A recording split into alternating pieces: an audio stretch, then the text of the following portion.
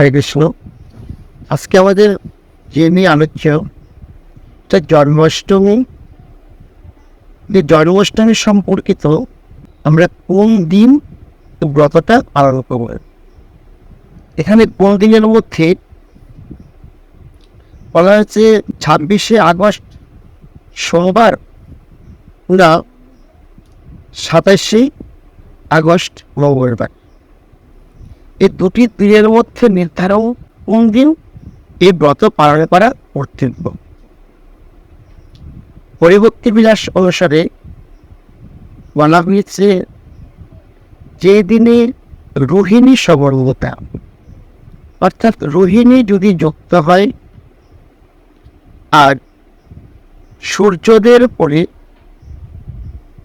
কিছু সময়ও যদি অষ্টমী তিথি যোগ হয়, সেই অষ্টমী তিথির সঙ্গে যেদিন রোহিণী যোগ হবে, রোহিণী নক্ষত্র যোগ হবে, সেই রোহিণী নক্ষত্রে ব্রত পালনের বিধান রয়েছে।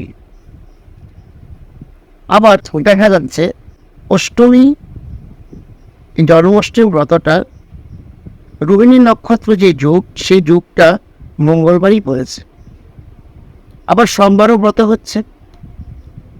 তাহলে কোনটা সঠিক? সঠিক বলতে গেলে এখানে যার যার গুরুবাড়ির যে যে নিয়ম, গুরুদেবরা যেমন নির্দেশনা করবেন তার সেইভাবে মেনে চলাটাই বাঞ্ছনীয়। যেহেতু আগের দিন সোমবার রয়েছে, সোমবারেরও অনেক বিশেষত্ব রয়েছে। যেমন এখানে রোহিণী নক্ষত্রের বিশেষত্ব দেওয়া হয়েছে, তেমনিভাবে আবার সোমবারেরও অনেক বিশেষত্ব রয়েছে। তাই সোমবারে যারা করছে তারাও ঠিক করছে, আবার যারা মঙ্গলবারে করছে গোস্বামী সম্প্রদায়ের মতে মঙ্গলবারেই নির্দেশ দেওয়া হয়েছে, যে মঙ্গলবারটাই গোস্বামী সম্প্রদায়ের মতে নির্দেশনা করা হয়েছে। যেহেতু রোহিণী নক্ষত্র পরের দিন ভগবান শ্রীকৃষ্ণ যখন আবির্ভূত হয়েছিলেন, সেই কালটা ছিল ভাদ্র মাস কৃষ্ণপক্ষ অষ্টমী তিথি রোহিণী নক্ষত্র। নক্ষত্র এবং তিথি দুটো যোগ যখন মিলন হয়েছে মঙ্গলবারে, সেজন্য গোস্বামী সম্প্রদায়ের মতে মঙ্গলবারের তিথির বিশেষত্ব বিধান করা হয়েছে। পরবর্তী বিলাসে এখানে উক্ত করা হয়েছে যদি রোহিণী যোগ হয় তাহলেই ঘনমাত্র যদি অষ্টমী তিথি যোগ হয় সেটাই পালনীয়। এবং পরের দিন সময়সূচি দেওয়া হয়েছে বুধবার, সেই দিনে অর্থাৎ 9:33 মধ্যে পালনের যোগ দেওয়া হয়েছে। এই সময়ের মধ্যে উপবাস সম্পন্ন করা। যারা যারা মঙ্গলবারে ব্রত পালন করবে তাদের ক্ষেত্রে রোহিণী নক্ষত্র থাকতে সেই সময়টার মধ্যে অর্থাৎ ভগবানের অভিষেক করিয়ে নেবে। যাদের বাড়িতে গোপাল আছে গোপালকে অভিষেক করাবেন। গোপালকে অভিষেক করানোর জন্য অবশ্যই সেখানে পঞ্চামৃত ব্যবহার করবে এবং বিভিন্ন ফলের রস, আতপ দুধ ইত্যাদি দিয়ে গোপালকে অভিষেক করানো কর্তব্য। অভিষেক করানোর যে সময় 8:33 পর্যন্ত রোহিণী যোগ রয়েছে, 8:33 মধ্যে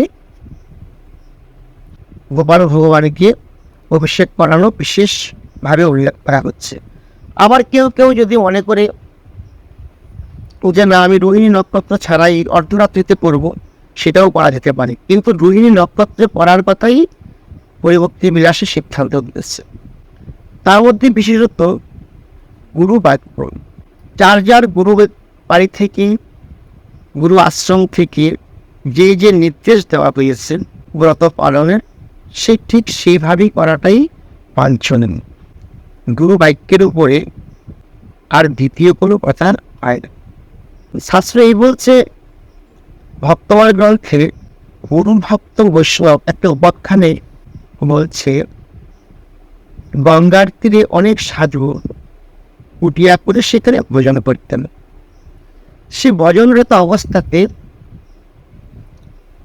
গুরুদেবের সঙ্গে একজন ভক্ত হয়েছেন। কালক্রমে একদিন গুরুদেব গ্রামে যাবে, এমন সময় সঙ্গে সঙ্গে তার ওই ভক্ত, গুরুদেবের কি ভক্ত ছিলেন, সেও বলছে আমি গুরুদেব যাবো আপনার সঙ্গে, বলে প্রস্তুতি নিচ্ছে। এমন সময় গুরুদেব বলছে যে বাবা, তুমি আমার সঙ্গে যাওয়া হবে না, তুমি আমার সঙ্গে যাবে না, তুমি এখানেই থাক। ভক্ত বলছে, গুরুদেব আমার তো জীবনের একটাই লক্ষ্য আপনার পদ সেবা করা, এছাড়া আমি অন্য কোথায় যাব। বলতে বলতে তারপর গুরুদেব বলছে যে বাবা মিষ্ট, তুমি যদি আমাকে সেবা করতে চাও তাহলে জাহ্নবার অর্থাৎ জাহ্নবা গঙ্গার গুরু জ্ঞানে আমার জাহ্নবার সেবা করো। যেই কথা বলছেন তার হৃদয়ে আনন্দে ভরে গেল যে আমি গুরু জ্ঞানেই জাহ্নবাকে সেবা করি। সেই সময় থেকে ভক্ত গুরু জ্ঞানী জাহ্নবাকে সেবা করতে লাগলেন। পরদিন থেকে জাহ্নবায় স্নান করা অর্থাৎ গঙ্গার স্নান করা, গঙ্গাকে তর্পণ করা সব কিছু বন্ধ করে দিলেন। দিয়ে কুয়ার থেকে জল তুলে তার নিত্যকর্ম তিনি সম্পূর্ণ করেন। কিন্তু এখানে আরো যে সাধুরা ছিল, একজন আরেকজনকে দেখে কেউ হাসাহাসি করছে, কেউ ঠাট্টা করছে, কেউ বলছে কি অবস্থা দেখো, গুরুদেব চলে গেছে, ওর নিত্যকর্ম সব বন্ধ হয়ে গিয়েছে, প্রাতঃ স্নান আচমন সব কিছু বন্ধ হয়ে গিয়েছে। কিন্তু সে কারোর কথাই কারণ দেয় না। তার জীবনের একটি লক্ষ্য যে গুরু আমাকে বাধ্য করে গিয়েছে, গুরু জ্ঞানে আমি জাহ্নবাকে সেবা করব। সে জাহ্নবার সেবায় ব্রতী ভক্ত। কিছুদিন গত হওয়ার পর গুরুদেব আসলেন। গুরুদেব এসে আস্তে আস্তে অন্যান্য বৈষ্ণবগণ গুরুদেবকে গিয়ে বলছে যে আপনার শিষ্য দেখুন, সন্ধ্যা বিধি আচমন স্নান করা গঙ্গাতে সব বন্ধ। পাশাপাশি কেউ বলছে যারা গঙ্গা স্নান করছে তারা কি নরকে যাবে, ও গঙ্গা স্নান করছে না। গুরুদেবও কারোর সৌম কিছু করলেন না, কিছু না বলি মৌন হয়ে সেখান থেকে চলে আসলেন। কিছু কাল পর গুরুদেব শিষ্যকে কিছু বললেন না, নিজের আরো অন্যান্য শিষ্যদেরকে নিয়ে জাহ্নবাতে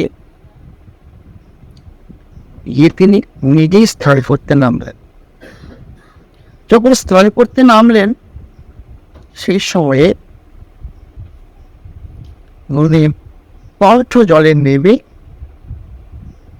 ওই ভক্তকে ডাকলেন যে আমাকে আমার জন্য গামছাটা নিয়ে আসো।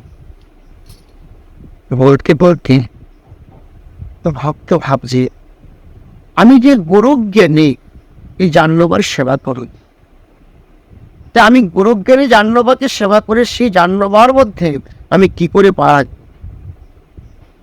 তার বুকে পা দিয়ে আমি কি করে যাব। বলতে বলতে এমন সময় হঠাৎ চিন্তা করলেন গুরুদেব তো আমাকে ডাকছি, তাহলে আমাকে যেতেই হবে। যে ওই নদীর অর্থাৎ জাহ্নবার উপর দিয়ে যাচ্ছে, এমন সময় মা জাহ্নবার কৃপায় প্রতিটা চরণের নিচে এক একটা পদ্ম প্রস্ফুরিত হচ্ছে, তার চরণ আর জাহ্নবার গায়ে লাগেনি। ওই পদ্মের উপর দিয়ে গিয়ে গুরুদেবের কাছে গামছাটা দিয়ে দিলেন, দিয়ে আবার সে ফিরে আসলেন। গুরুদেব মনে মনে চিন্তা করলেন যে মা জাহ্নবার সম্পূর্ণ কৃপা তোমার উপর বর্ষিত হয়েছে।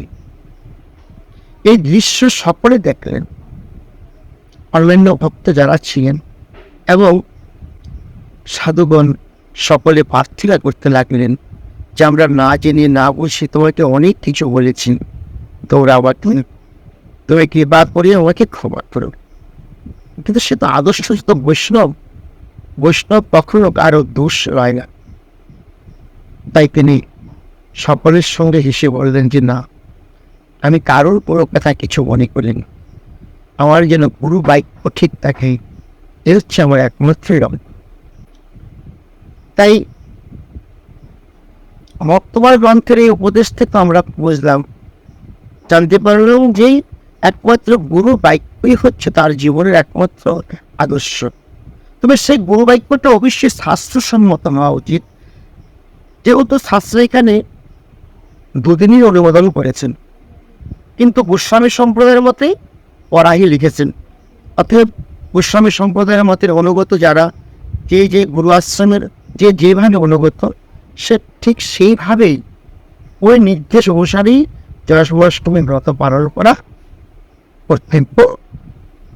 এই জন্মাষ্টমী সম্পর্কিত হরিভক্তি বিরাজ বলেছেন, এই ব্রত অবশ্যই কর্তব্য, এবং এই ব্রতের মাধ্যমে এখানে হরিভক্তি বিলাস সিদ্ধান্ত দিচ্ছে এই ব্রতের মাধ্যমে তার সপ্ত জন্মের অপরাধ মোচন হয়েছিলেন।